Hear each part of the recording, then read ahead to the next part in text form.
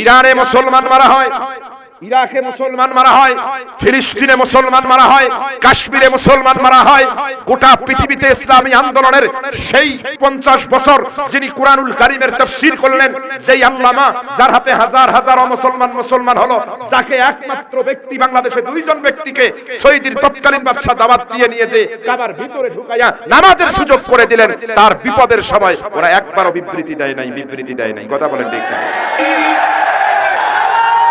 ইরানে মুসলমান মারা হয়, ইরাকে মুসলমান মারা হয়, ফিলিস্তিনে মুসলমান মারা হয়, কাশ্মীরে মুসলমান মারা হয়।